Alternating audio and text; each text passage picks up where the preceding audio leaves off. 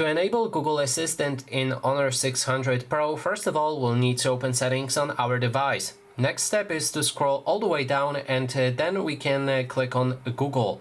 Here we can go to all services, and then if we scroll down, we'll be able to find the search assistant and voice.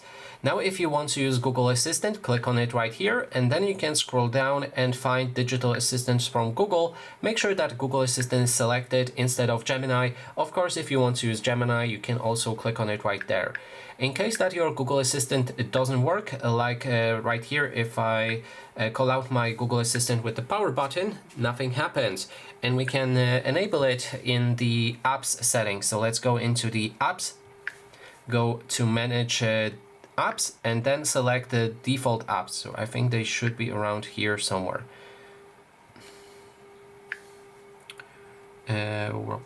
Default apps. Then digital assistant app again, and here we can click on Google. That way our Google Assistant now should be 100% active. And that is basically everything. Thanks so much for watching.